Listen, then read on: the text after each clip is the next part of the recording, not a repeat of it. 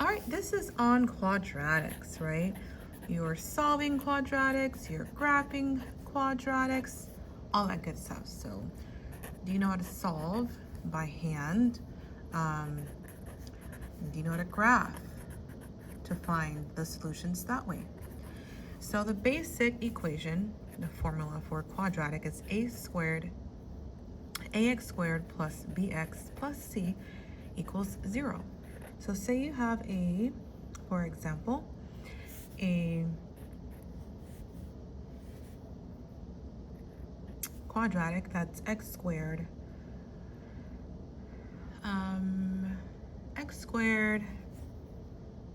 minus 5x minus 6, right?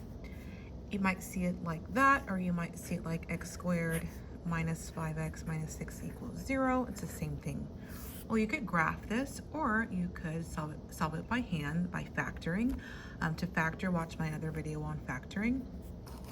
But open up Texas Desmos, and you can just graph. So whatever you see on the left-hand side right here is what you graph. Don't graph the equals 0. Let me show you another example. What if you have x squared minus 5x equals 6? Well, you cannot graph this. If you tried graphing x squared minus 5x equals 6 in this Texas Desmos, it's not going to graph it. There's an error message right here, and it tells you it cannot graph implicit equations. So make sure you make notes, cannot graph if your equation equals something over on this right side of the equal sign. Nothing should be on the right side of the equal sign, on this side, only on this side. So the 6 is on the wrong side. So instead of a 6 being there, you want to subtract it to get rid of it. 6 minus 6 is 0. The whole point is to make sure that your right side is 0 so you can graph it. If you subtract 0 from that side, the right side there, you have to subtract it from this side as well. So now your new equation, instead of it being x squared minus 5x equals 6, you move this 6 over to the other side of the equal sign. So now it says x squared minus 5x minus 6. So now you can graph this right here. So instead of the 6 here, delete it and put subtract 6. Now it will graph it. You can click your minus sign there or your home key to give you an original location like that, or zoom out and then drag along your graph, and then you graph it. So you give me a little sketch here. Make sure you label your x and y axis. Let's look at our different features. This is 0, -6 is our y-intercept. The y-intercept is where the graph crosses the y-axis. Your vertex is the lowest point or the highest point, 2.5, comma -12.25. Your x-intercept or solution is 6, 0, and your other x-intercept is -1, 0. So if it's asking you to solve it, for example, let's go ahead and sketch this graph out first. That's your first step. And let's label our features. If it's asking you to solve this quadratic, to solve it, that means it's asking for the solutions, aka the x-intercepts. Where does the curve cross the x-axis? It crosses it right here at -1 and at +6. So your solutions to solve it would be x equals -1 and x equals +6. You also might on a test see -1 with a solution set. It looks like Batman wings, 6 other Batman wing. That's your solution. You've solved this quadratic graphically. So we're doing it graphically first. Those are your solutions. We call these rocks. A solution is a root. If it's asking for the roots or the zeros, it's the same thing. They're just different names for the same exact point. -1 and 6. So make sure you write down rocks. Okay, so that's how you solve it. If the question's asking for your features, that's different, right? The features are the different locations and points of your graph. This is your y-intercepts. You would label y-intercept is 0, -6, right? Where does it cross the y-axis? Make sure you're making notes of this. X-intercept is where it crosses the x-axis or intercepts or touches the x-axis. Y-intercept is where it crosses the y-axis. It might ask you for your vertex on a test. Vertex is the highest or lowest point. So if it looks like this, that there is a maximum point. And that's your vertex up there. If it's down here, the vertex is at a minimum point. If you've got a graph and it touches your axis right here, then there's only one solution. For example, say your graph looks like this, your solution is 0, 2, 0, right? That's the point there that this parabola touches the x-axis. Your solution or x-intercept is 2, 0. Say your graph looks like this or like this, then it doesn't touch the x-axis at all. There's no solutions. So this one would have no solutions. This one would have one solution. If your graph looks like this, it's touching it twice. There's two solutions, two x-intercepts. Make sure you make note of that. 0 solutions, 1 solution, 2 solutions. You might even see it like this. This is x squared. If you were to graph x squared, I'll show you. X squared, x, shift 6, 2. X squared is this blue one. That is your x-intercept. That's where the blue curve touches the y-axis. It's also your y-intercept. It's where it touches the y-axis. So it touches the x-axis at 0, and it also happens to have the same location for the y-intercept. So something like that, there's also one solution, right? And that solution is 0, x equals 0 or 0, 0. And your y-intercept also happens to be 0, 0 just by chance, right?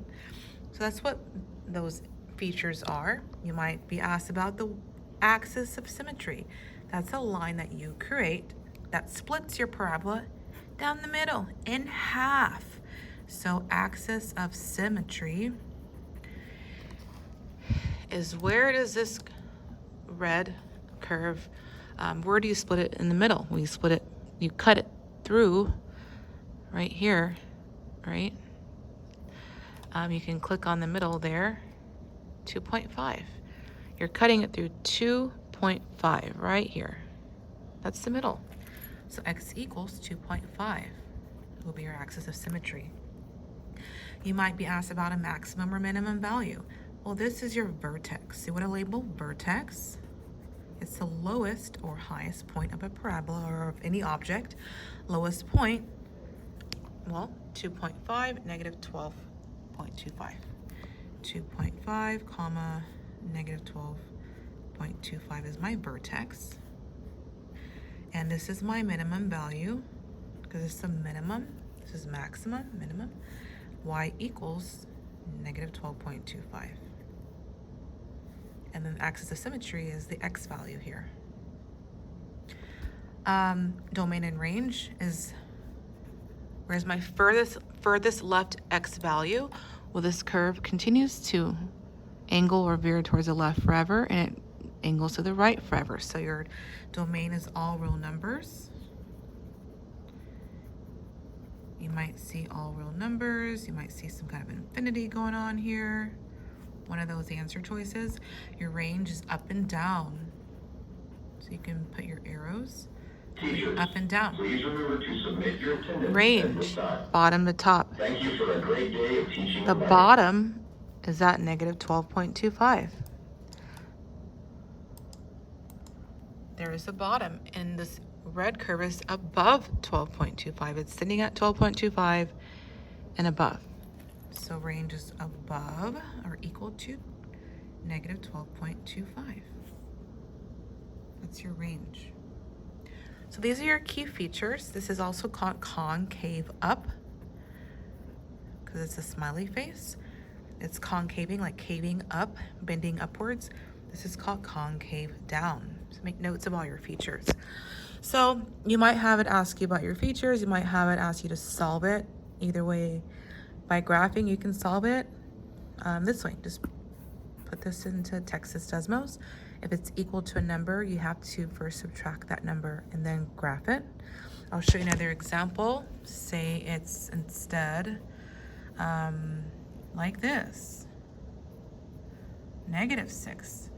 Well, to undo subtracting of a 6, you have to add 6, right? -$6, add $6 is $0 balance. $0, 0. The whole point is to zero out this side, get rid of it. -6, you want to add the 6 on this side, okay? So if you see this equation given to you and it says graph this equation, you can't graph it like this. You have to add the 6 on the other side and then graph this right here. X squared minus 5x plus 6 on your Texas Desmos. Okay, I'll give you guys a couple more examples. I'll try to make this quick. Say that you see your quadratic in a different kind of format. Say you're given an equation, x plus 4 squared equals 4, and it says graph it. Let's try it. Parentheses x plus 4 squared, put the squared up top, equals 4. It's not going to graph it.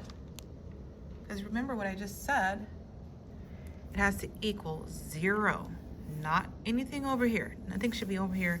So it's on the wrong side of the equal sign, so move it to the other side. Subtract the 4 instead. If it said x plus 4 squared equals -4, this -4 is on the wrong side. So instead, add the 4 over here when you graph it. Opposite. 4, subtract 4. -4, add it on this side to get rid of it. So instead of 4, we're going to subtract 4. Now it graphs. And then you're going to go ahead and solve it. You just draw it out. Like this. This is -6, and this is -2. That's you're solving it. X equals -6 and -2. That's your answer if it's asking you to solve, but it might be asking you to graph it and find the key features. Whatever it's asking you for, you just graph it. Key features, x-intercept or solution or root, 0, same thing, or these two. Your axis of symmetry is what you cut down the middle there, the line that you create, so x equals -4. Your minimum value is y equals -4 as well. Your y-intercept is 0, 11. You would just graph it. So 0, 11, y-intercept. These are your solutions, right? -6 and -2. If you were to go down the middle, that's your axis of symmetry. X equals -4. You're cutting it through -4. Your minimum value is y equals -4. That's the lowest level of this smiley face. Your vertex is right here as well, -4, -4. Domain is usually all real numbers for most of these domain questions. Your range, where's your smiley face sitting at? Sitting at -4 and above. At this time, all Above. students must exit the building unless Say for accompanied by a example, teacher or coach. Those found inside without supervision will face disciplinary consequences such as school suspension. all right, say for example, your curve sat right here, upside down. Well, there'll be a maximum value instead of a minimum. This one's minimum, this is maximum. Your vertex would be 3 up 2. Your max is y equals 2. Your axis of symmetry is bloop, bloop, bloop, bloop, bloop, x equals, 3. Your zeros, solution, same thing, will be 2 and 4. Rocks, right? Root, zeros, x-intercept solutions. You're solving it. Solving is where there's a parabola across the x-axis. That'll be at 2 and then at 4. Domain and range, usually all real numbers. Range, where's the top of this mountain? It's at 2, right? Is this mountain above 2 or below 2? It's sitting below 2, that's below. Let's make sure you understand these symbols. Below, above.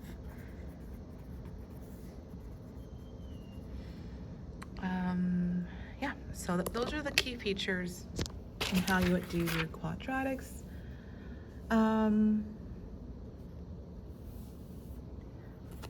Okay.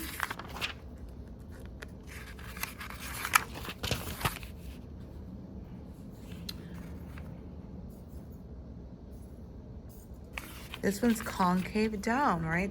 It's a frown face. Concave down. It's a negative.